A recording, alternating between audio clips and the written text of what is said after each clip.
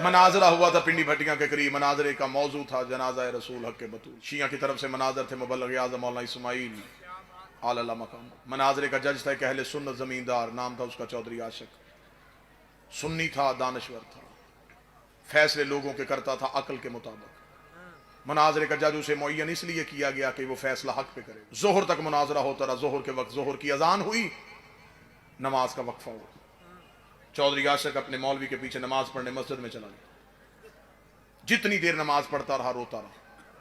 नमाज खत्म हुई, नमाज के उसे कहने लगा सारे मस्जिद से बाहर जाओ, मुझे मौलवी से तन्हाई में बात करनी।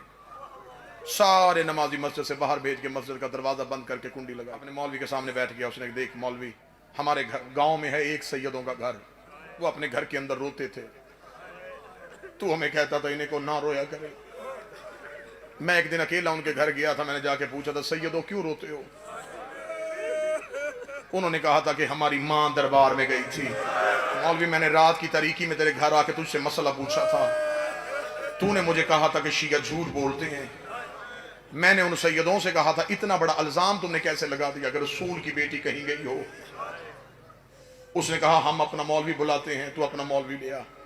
उन्होंने बुला लिया है अपना मौलवी, वो बैठा है डेरे पे किताबें लेके।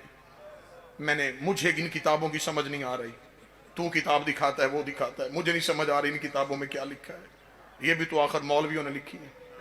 मेरे जहन में एक सवाल है, मुझे उसका जवाब दे, मैं मुनाजरा खत्म करूं। मौलवी ने कहा क्या सवाल है? चौधरी आशिक ने रो के कहा मुझे सिर्फ इतना बता, बेटी नबी की दरबार गई थी? मैंने ये नहीं पूछा किस किताब में क्या लिखा है, सिर्फ इतना बता गई थी?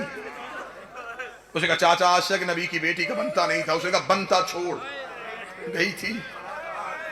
उसने कहा नबियों का विरसा कोई नहीं होता। उसने कहा विरसा छोड़, गई थी। उसने कहा हदीसें कहती हैं नबी जगीरें छोड़ के नहीं जाते। उसने कहा सब कुछ छोड़, बता गई थी? उसने कहा हाँ चौधरी आशिक गई थी। रो के जिगर पे हाथ रख के कहता है अब मुझे बता वापस खाली आई थी या कुछ लेके आई थी? उसने कहा किताबें लिखती हैं वापस खाली चली गई थी। रो के कहने लगा मेरे मरने के बाद मेरी बेटी किसी कमी के दरवाजे पे जाए और ला के कहे मैं चौधरी आशिक की बेटी हो, मुझे बताओ खाली भेजोगे या दे के भेजोगे? कहने दे के भेजेंगे, बेटी जो तेरी है।